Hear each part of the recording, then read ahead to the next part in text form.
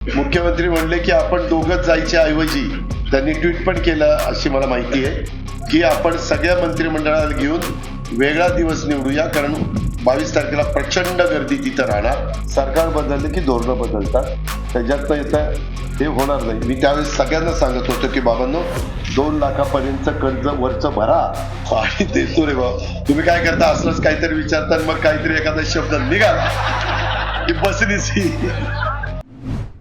अयोध्येला जाणार होतो प्रभू रामचंद्राचं दर्शन घ्यायला, पण आता हे दर्शन घेतोय. आणि मुख्यमंत्री म्हणले की आपण दोघंच जायच्या ऐवजी त्यांनी ट्विट पण केलं अशी मला माहिती आहे की आपण सगळ्या मंत्रिमंडळाला घेऊन वेगळा दिवस निवडूया, कारण 22 तारखेला प्रचंड गर्दी तिथं राहणार. प्रचंड म्हणजे प्रचंड. तर त्याच्याऐवजी दुसरा एक दिवस निवडून अख्खच मंत्रिमंडळ जाऊन महाराष्ट्राच्या तमाम जनतेच्या वतीनं प्रभू रामचंद्राचं दर्शन घ्यायचं. मान्य काय? अरे सांगितलं ना, ते तेल आहे ते करायचंय. ते पाण्याची बाटली दे, पाणी देतो रे बाबा. तुम्ही काय करता, असलंच काहीतरी विचारता मग काहीतरी एखादा शब्द निघाला की बसलीच. बाग पाण्याची बाटली द्या म्हणलं, नुसती बाटली द्या म्हणलं का काय? तुम्ही माझ्या परस्पर गेला होता, तुम्हाला कळलंच मला सोडून झाल्यावर काय होतं माहिती.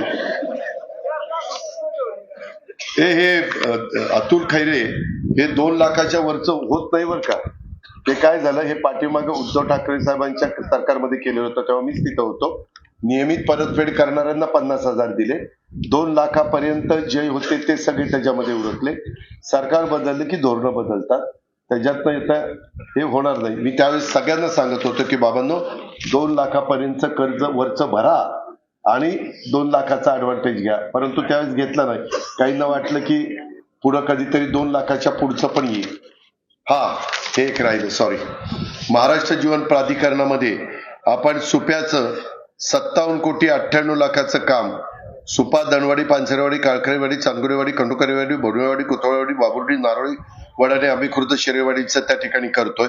माझी आपल्याला विनंती आहे की यामध्ये आपलं काम चाललेलं आहे. कुठल्या अडचणी तिथं 13 गावांना 80 वाड्या त्याच्यामध्ये घेतलेल्या आहे आणि जवळपास 60 कोटीचं काम आहे. तर त्या कामामध्ये कुठं हलगर्जीपणा चाललाय का? ओके. गोजूबाई खराडेवाडी 9 गावा 56 वाड्याचं 51 कोटी 15 लाखाचं काम, ह्याच्यामध्ये कोणाची काही तक्रार आहे का?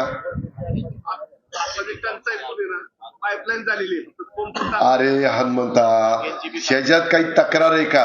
सावंतवाडी, गोजूबाई, उंडवडी कप्पा, जराळवाडी, उंडवडी सोपा, सोनवडी सोपा, बराणपूर, नेपतवळण, कारखेल, खराडेवाडी. मी का विचारतोय, तसं असेल तर मला मग त्या अधिकाऱ्यांना विचारून सांगावं लागेल ना, कॉन्ट्रॅक्टरला किंवा अधिकाऱ्यांना. तेच सांगतोय ना. अंकुशरावला आता दिसत नाही ना.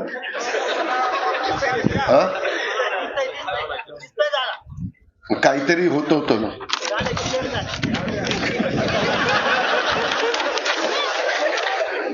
बाई सगळ्यांचं चांगलं व्हावं त्याच्याबद्दल बोलते.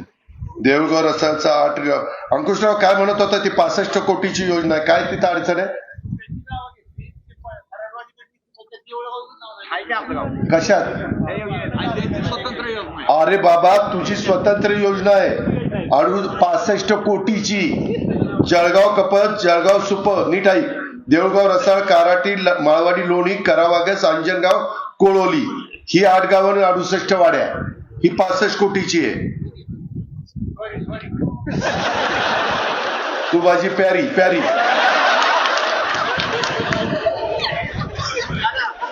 बरे थांब जरा. अरे थांब ना बाबा.